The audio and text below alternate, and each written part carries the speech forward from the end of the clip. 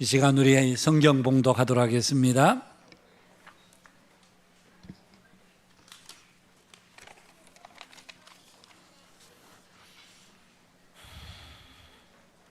오늘 우리에게 주신 하나님의 말씀은 사무엘하 18장 24절에서 33절입니다. 때에 다윗이 두문 사이에 앉아있더라.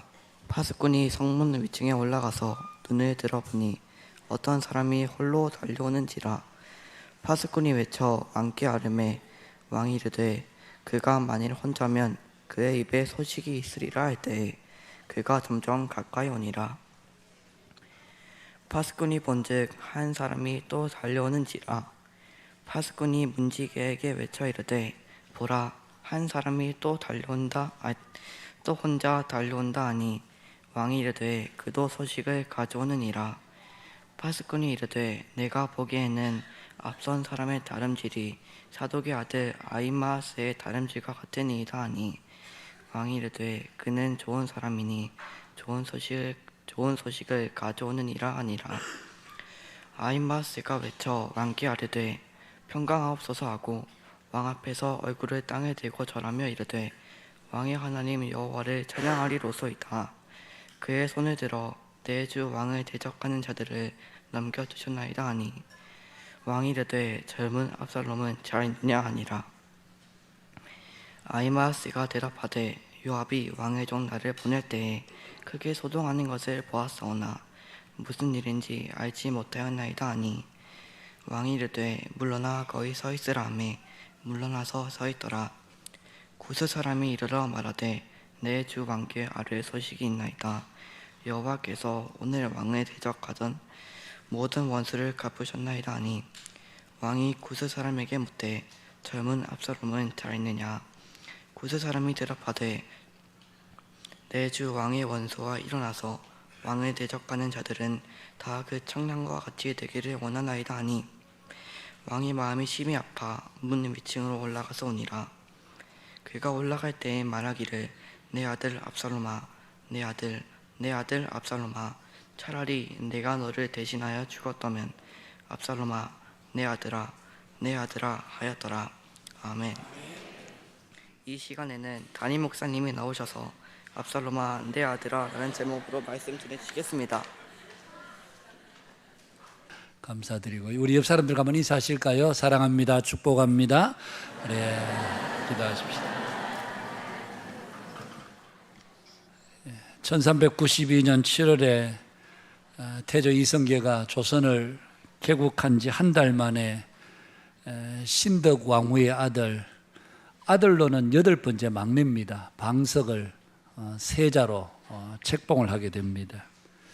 맏아들 방우도 아니고 그리고 막내인 방석을 세자로 책봉한 것이 나머지 7 아들들에게는 굉장히 분노를 자아내게 하는 그런 원인이 되고 말았습니다. 결국 그 일을 아주 못마땅히 여겼던 나중에는 태종이 되죠. 이 방원이 그로부터 6년 뒤인 1398년 자신의 사병들을 동원해서 당시의 개혁 세력이었던 정도전, 남원, 심효생 이런 사람들과 함께 그 신덕왕후의 2 아들 방번과 방석을 차례로 모두 다 죽이게 됩니다.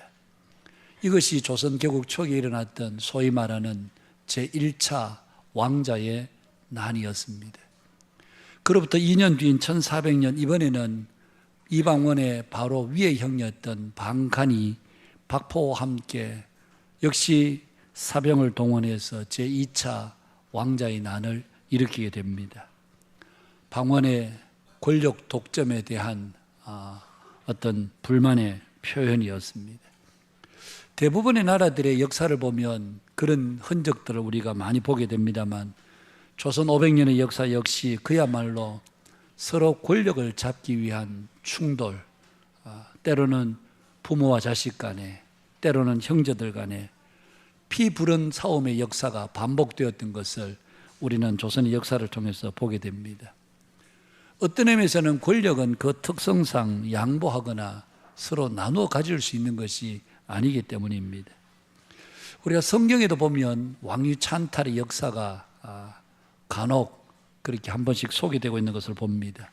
오늘 본문의 압살롬이 그렇고 열왕기상에 보면 아도니아가 그렇습니다. 압살롬은 다윗이 헤브론에서 이스라엘의 왕이 된 이후에 그슬 왕 달메의 딸 마아가와의 사이에서 태어난 다윗에게는 세 번째 아들이 바로 이 압살롬입니다. 출생 연도를 추정해 보면 다윗이 헤브론에서 왕이 된 때가 BC 1010년경이니까 왕이 된 이후에 압살롬을 낳았으니까 아무래도 한 1008년이나 1007년경쯤 되지 않을까 그렇게 생각이 됩니다. 그 다음에 태어난 아들이 핫깃이라는 여인을 통해서 아도니아가 태어나고, 그리고 솔로몬은 바세바의 사이에서 거의 막내격으로 태어난 아들이 바로 솔로몬입니다. 그런데 하나님은 솔로몬이 태어나기 또 전에 이미 하나님께서 다윗에게 약속해 주셨던 말씀이 역대상 22장 9절에 나오는데요. 거기에 보면 하나님께서 다윗에게 이렇게 약속합니다. 보라, 한 아들이 내게서 나리니. 사실은 처음에는 다윗과 바세바 사이에 한 아들이 있었습니다. 그런데 그 아들이 태어난 지 얼마 되지 않아서 죽었습니다. 그 아들이 죽고 난 뒤에 하나님께서 다윗에게 특별한 약속을 주셨던 것 같습니다. 너에게 내가 한 아들을 주겠는데 그는 온순한 사람이라. 내가 그로 주변 모든 대적에게서 평온을 얻게 하리라. 그 이름을 솔로몬이라 하리니 이는 내가 그의 생전에 평안과 안일함을 이스라엘에게 줄 것임이라. 그렇게 말씀합니다. 솔로몬이라고 이름을 지은 것은 다윗과 바세바 사이에 부부가 아이를 낳아서 솔로몬의 이름 지은 것이 아니고 이미 솔로몬이 태어나기 전에 하나님께서 다윗에게 장차 너에게 아들을 줄 것인데 그 사람은 온순한 사람이고 주변 모든 대적들에게서 이 나라를 평온케 할 사람이다. 그리고 그 이름은 솔로몬이다 라고 하나님께서 이미 앞서 그 이름을 지명해 주셨던 것을 성경을 통해서 보게 됩니다. 장차 다윗을 이어서 이스라엘 왕이 될 사람은 바로 솔로몬이라는 사실을 다윗도 알고 있었고 그의 아내 바세바도 알고 있었고 그리고 다윗의 충직한 신하였던 나단 선지자도 알고 있었습니다. 그것을 보면 아마 이 세 사람만 알고 있었던 것이 아니고 그 당시 여러 사람들이, 어쩌면 다윗의 여러 형제들이 모두가 다 솔로몬이 다윗을 이어 왕이 될 것을 그들은 이미 다 알고 있었으리라 생각을 합니다. 그럼에도 불구하고 이 압살롬은 아버지 다윗을 향해서 반란의 칼을 뽑았습니다. 자신이 왕이 되어야 되겠다는 것이죠. 여러분, 압살롬은 다윗에게 어떤 아들이었는가 하면 여러 아들들 중에서 굉장히 그 용모가 준수하고 그리고 똑똑한 아들이었습니다. 어쩌면 다윗의 특별한 사랑과 총애를 한 몸에 받던 아들이 바로 이 압살롬이었습니다. 사무엘하 14장 25절에 보면 온 이스라엘 가운데 압살롬같이 아름다움을 크게 칭찬받는 자가 없었으니 그는 발바닥에서부터 정수리까지 흠이 없었다. 그렇게 기록하고 있는 말씀을 봅니다. 한마디로 말하면 이 압살롬은 정말 입댈 만한 것이 아무것도 없는 그런 아들이었습니다. 그런 아들이 아버지의 특별한 사랑을 받고 아버지의 총애를 받던 이 아들이 그야말로 어느 날 반란의 칼을 빼들고 아버지의 가슴에 그 칼을 겨눈 것이었습니다. 다윗이 얼마나 황급했던지 성경을 보면 그가 기드론 시내를 건너 도망을 치면서 머리를 풀어 얼굴을 가리고 맨발로 울며 도망을 쳤다. 그렇게 기록을 하고 있습니다. 아마 그 자식의 칼날을 피해 도망하는 아비의 심정이 어땠을지 우리는 어렵지 않게 다 짐작할 수 있으라고 생각합니다. 아들이 칼을 뽑았으니 아버지도 역시 칼을 뽑아서 같이 싸워볼 수 없는 노릇이고, 그래서 어쩌면 다윗은 싸울 힘이 없어서 도망한 것이 아니라 자식을 상대로 해서 싸울 수가 없었기에 그는 비참하고 서글픈 마음으로 얼마나 황급했든지 신발 신을 겨를도 없이 그 기도라는 시내를 건너면서 머리를 풀어서 자신의 너무나 수치스럽고 부끄러워서 얼굴을 가리고 울면서 기도라는 시내를 건넜다. 그렇게 말합니다. 그럼에도 불구하고 여러분, 그 이후에 다윗의 신하들이 다시 전열을 정비해서 이제 압살롬의 군대와 함께 마지막 최후 일전을 벌이게 됩니다.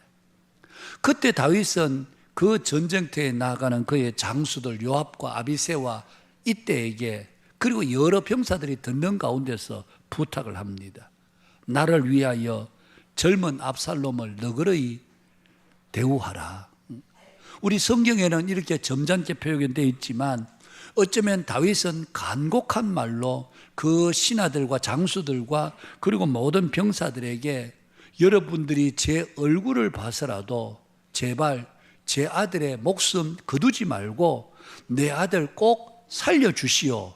그렇게 아마 다윗이 간곡하게 부탁하지 않았을까.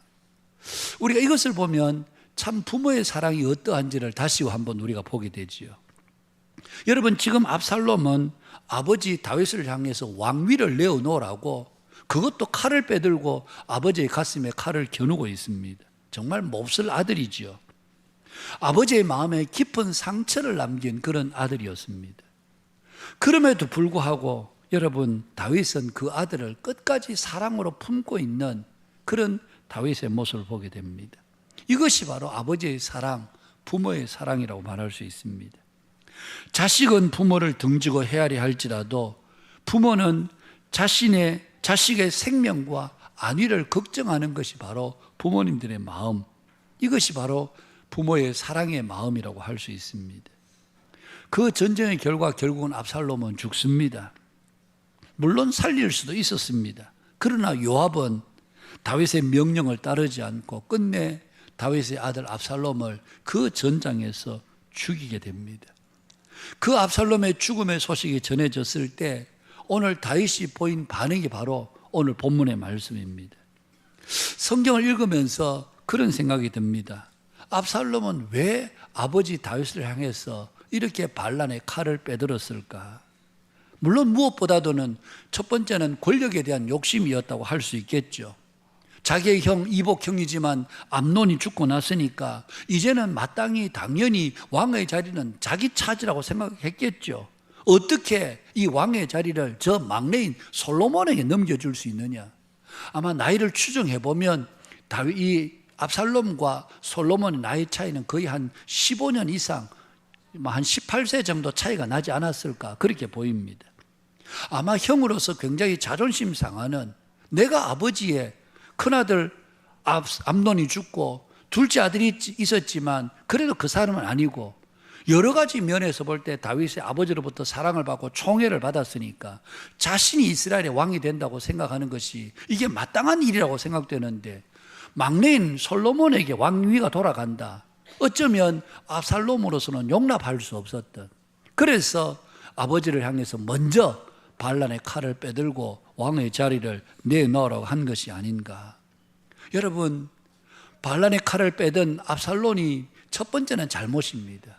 그가 권력에 대한 어떤 욕망, 욕심이 그 반란의 칼을 빼들게 하는 첫 번째 원인이었다고 할 수 있습니다.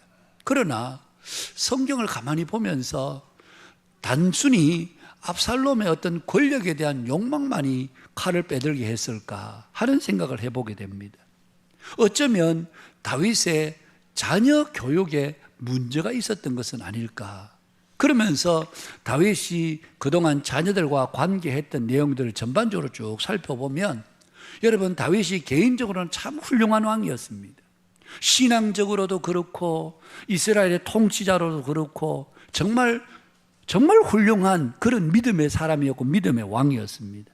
그러나 우리가 성경 전체적으로 사무엘 상하, 열왕기 상하 이 내용들을 보면 다윗의 자식 교육은 그러나 다소 아쉬움이 적지 않다, 그런 생각이 드는 겁니다. 그러면서 다윗의 생애를 통해서 다윗이 어떤 면에서 자녀 교육에 부족했던가 몇 가지를 좀 생각해 본다면, 첫 번째는 다윗은 자녀들의 문제에 있어서 단호하지를 못했습니다. 여러분, 압살롬의 형 이복형입니다만 암논이, 여러분 암논 이복형이 있었고 그리고 압살롬에게는 그 거술왕 달메의 딸 마가와의 사이에 압살롬과 그리고 바로 같은 어머니를 둔 그 여동생 다말이라고 하는 여동생이 있었습니다. 그러니까 압살롬과 다말은 한 어머니 밑에서 타는 그런 한 남매지간이었습니다. 그런데 이복형인 암논, 다윗의 맏입니다.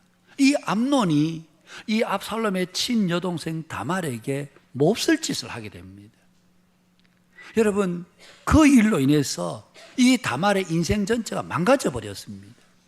그때 압살롬이 그 여동생 다말을 자기 집에 데리고 옵니다. 그리고는 누이야, 잠잠히 가만히 있어라. 내가 너를 위해서 할 일이 있다. 그러면서 그 누이의 마음을 달랩니다. 그리고는 훗날 여러분, 이 압살롬이 결국 이복형 암논을 칼로 죽입니다. 양털 깎는 날에 잔칫날과 같습니다. 그날에 형을 초대하고 어떤 의미에서 그 잔치자리에서 술도 마시고 거나게 취했을 때에 이미 짜둔 사람들을 시켜서 그 형, 이복형이지만 암논을 여지없이 그 자리에서 죽여버리게 됩니다. 이런 사건들을 보면 여러분, 이 암논이 그의 이복 여동생이지만, 이복 동생이지만 다말에게 그런 몹쓸 짓을 했을 때 아버지 다윗이 이 일을 들었습니다.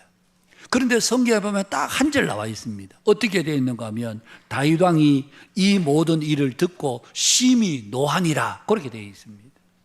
그리고는 암논에 대해서 어떤 조치도 취하지 않습니다. 여러분, 아버지가 비록 이복 형제간이었지만 이복 오라버니가 여동생에게 그런 짓을 했을 때는, 몹쓸 짓을 했을 때는 아버지가 가만히 있어서는 안 되는 일이었죠. 어쩌면 아버지가 방관하고 있는 사이에 이 압살롬은 이 다말의 친오빠가 되니까 아버지가 가만히 있는 동안에 나라도 내 이복 형이지만 내가 용서할 수 없어. 그러면서 그때부터 분노의 칼을, 살인의 칼을 그는 갈기 시작했던 것이죠. 만일 그때 아버지 다윗이 노하니라 그치지 않고 암논에게 어떤 분명한 징계와 징벌을 내렸더라면 압살롬이 이렇게까지 되지 않았을 수도 있지 않았을까 하는 생각을 해보게 됩니다. 여러분, 어쩌면 다윗은 자녀들의 그 문제에 대해서 어쩌면 단호하지를 못하는, 자녀들이 잘못했을 때 단호하게 매를 들고 채찍을 들어서라도 이 자녀들의 잘못에 대해서 엄벌을 해야 됨에도 불구하고 그냥 아비로서 그 일을 그냥 한번 화 벌컥 내는 것으로 지나갔을 때 그 형제들 사이에 원한과 분노와 복수의 칼날이 서로 오고 가게 되는 이런 안타까운 사정이, 이 가정이 일어나게 되었다는 얘기입니다. 두 번째로 다윗의 문제는 하나님의 말씀으로 자녀들을 교육하는 일에 부족했습니다. 암논도 그렇고 압살롬도 그렇고 열왕기상에 나오는 아도니아도 그렇고, 여러분, 한 사람 한 사람들 보면 다 앞으로 이스라엘의 왕이 될 만한 그런 제목들입니다. 그런데 안타까운 것은 그렇게 내놓을 만한 자랑스러운 아들, 이 아들들이 제대로 신앙을 가지고 있지 않았다는 얘기입니다. 그야말로 건성적인 형식적인 신앙인이었을는지 몰라도 하나님을 두려워함도 하나님을 경외함도 없는, 그야말로 육신적 세속적인 세계관을 가지고 있는, 살아가는 그런 아들들이었다는 얘기입니다. 사무엘상 앞부분에 하는 엘리의 두 아들도 마찬가지지요. 홈리와 비나하스. 아버지는 그 시대에 이스라엘의 제사장이었지만 이 두 아들은 여호와의 제사를 멸시하는 아들이었고 하나님의 말씀을 그릇되게 살아가는 그런 아들들이었습니다. 그럼에도 불구하고 아버지 엘리는 그 두 아들의 온갖 악행들의 소식을 들으면서도 아들들아, 너희들에 대한 사람들의 소문이 좋지 못하다. 제발 그러지 마라. 뭐 그런 정도로 이야기했지 이 아들들에게 하나님의 말씀의 엄함을 가르치지를 못했던, 그것이 엘리 가문의 여러분 멸망의 원인이었고, 어쩌면 다윗 역시 그 자녀들에게 본인은 정말 훌륭한 왕이었고 본인은 정말 신앙인이었고 정말 하나님을 사랑하고 하나님을 경외하는 사람이었을는지 몰라도 그 자녀들은 전혀 그렇지를 못했다는 것이 다윗 가정에 정말 어떤 의미에서 하나님의 말씀의 교육의 실패가 아닌가. 오늘 우리 한국 교회 안에도 유명한 목사님들 중에서도 그런 분들이 계시죠. 목사님 자신은 너무 훌륭하신데 한국교회 이름만 되면 그분 모두가 다 존경하고 따를 만하고 영적 지도를 받는 그런 분이신데 그 자녀들을 보면 오히려 신앙적인 엇그런 길로 가고 오히려 엉뚱한 길로 걸어가는 그런 자녀들도 사실은 한국교회 안에 적지 않습니다. 한국교회는 차제라고도 오늘 우리 안에도 여러분 보십시오. 우리 안에는 어른들의 1세대 어른들은 믿음이 좋은 어른들입니다. 그런데 그 자녀들 때 가면 믿음이 그냥 흐지부지해지는 가정들도 적지 않습니다. 어쩌면 직분자들의 가정의 자녀들 중에서도 지금은 신앙생활 안 하는 그런 자녀들도 우리 주변에서 어렵지 않게 볼 수가 있습니다. 그것은 어떤 의미에서 우리가 자녀 교육에 실패한 게 아닐까. 오늘 많은 부모님들이 우리 자녀들이 세상에서 잘 되고 좋은 직장 얻고 세상에서 높은 지위를 얻으면 믿지 않는 사람들은 그렇게 이야기합니다. 아이고 자식들 잘 키웠다. 그 집 자식들 잘 키웠다. 왜? 세상적으로 유명하게 되고 높은 지위 얻고 좋은 직장 다니까 아이고 그 집 자식들 잘 키웠다 그렇게 합니다. 예, 잘 키웠겠죠. 그러나 하나님이 보실 때는 그것이 과연 잘 키운 것이 잘 키우지 않는 것인지, 우리 아이들이 그냥 세상적으로 좋은 자리에 가고 높은 지위에 가고 그리고 뭐 좋은 직장 얻으면 마치 우리 아이들도 다 잘 된 것처럼 생각하는, 그것은 우리 부모님들이 착각하기 쉽고 속기 쉬운 그런 여러분 문제가 아닐 수가 없습니다. 어쩌면 우리 부모님들이 우리 자녀들이 지금 현재 신앙의 상태가 어떠하냐, 우리 자녀들이 정말 믿음 가운데 있는 아이들이냐, 우리가 그것을 냉정히 살펴야 되는데 우리 자녀들의 신앙은 뒷전이고 오로지 세상적으로 육신적으로 잘 되어 있으면 마치 우리가 자식 잘 키운 것처럼 스스로 잘못 생각하기 쉬운, 여러분 그렇지 않습니다. 그래서 오늘 우리는 무엇보다도 우리 자녀들의 신앙을 점검하고 확인해야 됩니다. 이 자녀들이 세상적으로 잘 되는 것도 중요하지만 우리 아이들이 정말 주의를 하나님 앞에 어떻게 지키고 있는지, 말씀 가운데 어떻게 살고 있는지, 이 아이들의 신앙이 이대로 괜찮은 건지 우리 부모님들이 여기를 살피지 않으면 우리 일대 신앙인들은 잘 살는지 몰라도 그 다음에 내려가면 내려갈수록 우리의 신앙의 가게는 무너지게 되고 마는 거죠. 여러분 오늘 어떤 면에서 다윗은 본인은 너무나 훌륭한 신앙인이었습니다마는 그 자녀들의 대에 와서는 그 신앙을 내놓을 만한 신앙인이 없는 이런 일들을 보면 다윗의 자녀 교육 성공적이지 못했구나, 아쉬움이 많다, 그렇게밖에 우리가 판단할 수가 없는 것이죠. 마지막 세 번째는 다윗은 자녀들의 감정적 정서적 해결에 미숙했던 것을 우리가 보게 됩니다. 압살롬이 자기의 이복형 암논을 죽이고 외가인 그술로 그가 도망을 갔다가 그곳에서 오랜 세월을 지내게 됩니다. 오랜 세월 후에 자발적으로 돌아온 것이 아니라 아버지 다윗이 그를 불러서 다시 돌아오게 됩니다. 그렇게 불렀던 것은 다윗이 아들이 형을 죽이고 그 외가 나라로 도망을 간 것을 알고 다윗이 늘 그 아들을 보고 싶어 했습니다. 그것을 요압이 재치 있게 아주 눈치 빠르게 그것을 간파하고는 한 여인을 불러서 괴계를 꾸며서 그 아들 압살롬을 다시 돌아오게 합니다. 그러면 적어도 그 아들을 불렀으면 그 아들을 앉혀놓고 지난날에 네가 이랬고 저랬고 이러면서 감정들을 좀 이렇게 풀어야 되는데 데려오기만 했지 그 아들을 대면하지를 않습니다. 오랜 시간 동안 대면하지 않습니다. 그 이후에 성경에 보면 다윗이 압살롬을 불러서 입을 맞추었다, 화해했다는 말이죠. 그런 표현은 있습니다만은, 그러나 이미 그 시점은 이 압살롬의 마음이 상할 대로 상한 그 이후였습니다. 그런 것을 보면 다윗은 아마 자녀들과의 감정 처리에 굉장히 미숙했던 것이 아닐까.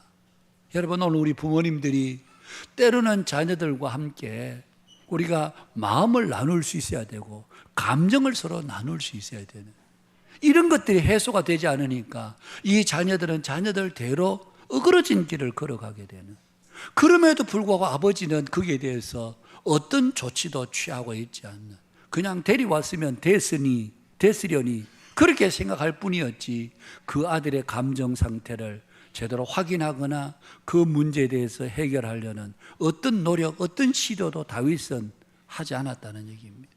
이것이 전반적으로 다윗의 가정의 자녀 교육에 미스를 만들게 되는 그런 원인이었습니다. 자녀들은 어떤 부모를 존경하는가? 오늘 여기 우리 부모님들이 많이 계신데 한번 생각해 보십시오. 우리 자녀들은 어떤 부모를 존경할까? 내 자녀는 과연 나를 존경하는 자녀들일까? 한번 여러분 생각해 보십시오. 우리 자녀들이, 믿음의 자녀들이 어떤 부모를 존경하는가? 첫 번째는 힘있고 돈 있는 부모가 아니라 하나님의 말씀을 따라서 말씀에 순종하는 부모를 우리 자녀들은 존경합니다. 우리 부모님들이 많이 배우셨든지 아니면 또 뭐 많은 돈을 가졌든지 그렇지 않다 할지라도 우리 부모님들이 신앙의 일관성을 가지고 꿋꿋하게 힘들어도 어려워도 끝까지 하나님 신뢰하고 의지하는 그 부모를 자녀들은 신앙적으로 자라가면서, 우리 부모님들 많이 못 배우셨지만, 큰 부자는 아니셨지만, 우리들에게 풍성한 걸, 모든 것을 다 공급해 주지는 못하셨지만, 그래도 우리 부모님 존경해, 우리 엄마 아빠 존경해. 여러분, 우리 믿음의 자녀들은 그 부모님들이 말씀으로 믿음으로 사는, 일관된 신앙과 일관된 믿음으로 사는 그 부모님들을 존경한다는 얘기입니다. 그런가 하면 두 번째는, 믿음의 자녀들은 어떤 부모를 존경하는가? 바로 부부가 서로 사랑하는 그 부모를 존경합니다. 부부 관계와 자식의 교육과는 아무런 상관이 없을 것 같지만 그렇지 않습니다. 여러분, 부부가 정말 아름다운 좋은 믿음의 관계에 있을 때, 사랑의 관계에 있을 때 그 자녀들이 그 부모의 사랑을 보면서 배우고 자라게 됩니다. 부부가 늘 가정에서 서로 싸우고 다투고 대립하고 갈등하면 그 가정에서 자라는 아이들은 정서적으로 늘 불안할 수밖에 없습니다. 제가 알고 있는 한 집사님 네 분도, 여러분 이분들은 다 그야말로 전문직에 계시는 분들입니다. 정말 직업으로서는 최고의 전문 직업에 있다고 해도 과언이 아닙니다. 그런데 그 자녀들의 이야기를 들어보면 자기는 결혼할 생각을 가지고 있지 않다. 나는 결혼하고 싶지 않다. 왜 그렇습니까? 부모님들이 늘 하루가 멀다고 다투고 싸우니까 그 가정에서 자라면서 가정에 대한 건강한 꿈을 꿀 수가 없었던 것이죠. 그런 가정에서 자라난 자녀들이 우리 엄마 아빠 존경스러워, 우리 엄마 아빠가 좋은 직장을 가지고 전문직으로서 최고의 직장을 가지고 있으니까 우리 엄마 아빠 존경스러워, 그렇게 하지 않더라는 얘기입니다. 오히려 가정이 싫어, 나는 할 수 있으면 가정에서 나오고 싶어.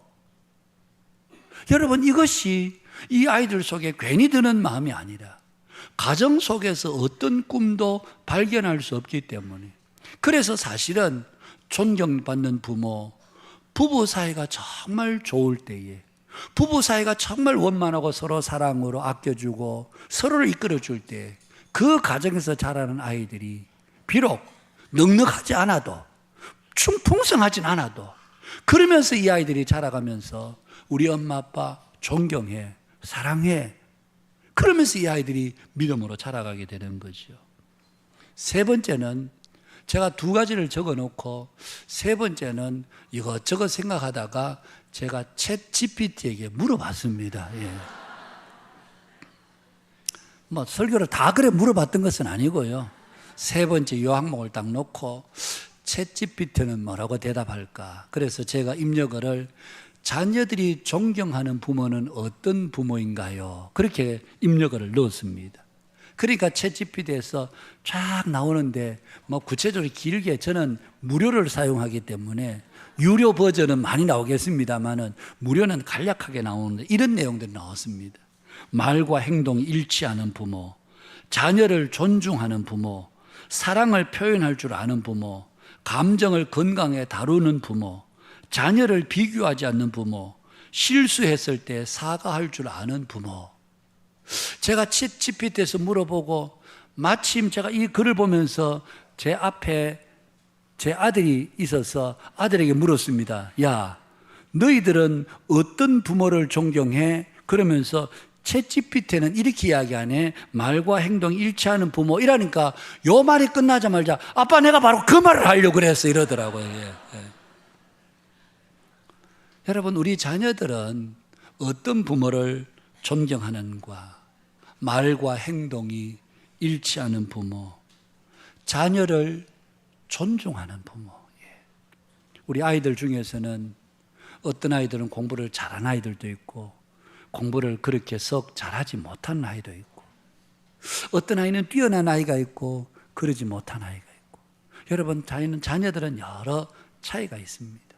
설령 좀 부족하다 할지라도 그러나 우리 아이들의 은사를 가만히 보면 그래도 공부는 아니어도 또 다른 것에 얼마든지 은사가 있는 아이들이 있음에도 불구하고 우리 조금 전에 3040 우리 여러 가정들이 아이들을 축복하면서 너희들은 우리 가정에 보는 보배다, 하나님의 선물이다, 하나님의 축복이다.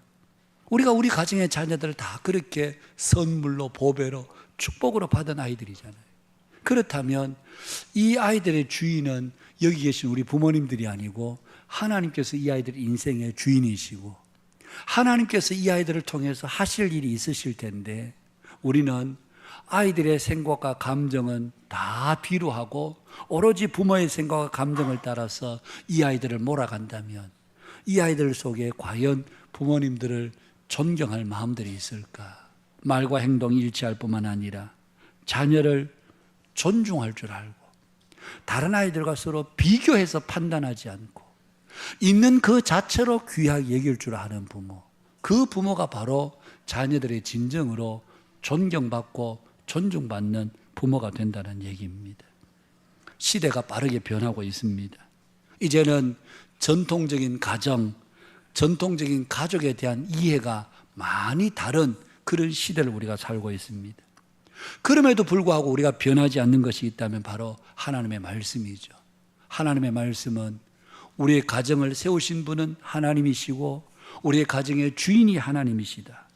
뿐만 아니라 또한 하나님께서 우리에게 보내주신 자녀들은 우리의 소유물이 아니라 바로 하나님께서 우리에게 보내주신 선물이고 그리고 이 아이들을 통해서 각각 하나님이 하실 일이 있다. 우리가 믿음으로 그 아이들을 바라보고 하나님께서 하실 일을 기대하면서 이 아이들을 주님께 맡기는 그런 가정이 될 때에 정말 하나님이 기뻐하시는 가정이 되지 않는가. 오늘 다윗을 보면서 여러분 자녀들의 문제에 그냥 방관하는 부모, 아이고 저러면 안 되는데 그러면서 방관하는 부모가 아니라 잘못에 대해서는 분명하게 때로는 매를 댈 수 있는 때로는 아이들을 체벌할 수 있는 그런 부모가 되어야 될 뿐만 아니라 어려서부터 하나님의 말씀으로 우리 자녀들을 양육하는 저는 저희 교회 3040 세대들 젊은 분들 이야기를 쭉 해보면 이분들이 우리 어른 세대와는 여러 가지 사고방식에서 많은 차이가 있습니다만은 그런데 이야기를 가만히 들어보면 이분들이 정말 귀하게 여긴 것 중에 한 가지가 아이들에게 말씀 교육이더라고요. 아이들 말씀 교육 잘 시키고 싶다. 그래서 부모 교육하는데도 이 부모님 젊은 부모들이 굉장히 열심입니다. 시간을 내고 그래서 어떻게 하면 가정에서 말씀 교육을 잘 시키고 부모로서 경건한 모습을 보일 것인가. 우리 교회 3040 젊은 세대들이 그런데 적어도 열심을 가지고 있는 걸 보면서 우리의 다음 세대가 참 소망이 있고 희망이 있다. 그런 생각이 듭니다. 우리 자녀들을 말씀으로 교육할 뿐만 아니라 우리 아이들이 뭘 하고 있는지 무엇을 느끼고 있는지 그 생각과 감정들을 읽어주고 그 생각과 감정들을 우리가 풀어줄 때에 우리 아이들이 건강하게 자라면서 인격이 비뚤어지지가 않습니다. 그래서 다윗에게는 어쩌면 이런 교육의 부재, 이런 교육의 아쉬움들이 결국은 이 가정에 이런 많은 크고 작은 어려움들을 낳게 된 원인이 되지 않았을까. 사랑하는 성도 여러분, 오늘 다윗의 이 자녀 교육이 우리에게 또한 거울이 되어서 우리 아이들에게 하나님의 말씀으로 바르게 양육할 뿐만 아니라 우리 아이들의 마음을 잘 읽어주고 하나님께서 주신 귀한 선물들을 건강한 인격으로 키워가는 일에 우리 모두가 하나가 되어서 우리 세대뿐만 아니라 우리의 다음 세대가 우리의 믿음을 잘 개성하고 이어가서 더 아름답게 하나님 나라를 든든히 세워가는 우리의 가정, 우리 교회가 되는 일에 우리 모두가 함께하는 은혜가 이 시간 우리 모두에게 임하게 되기를 주님의 이름으로 축복합니다.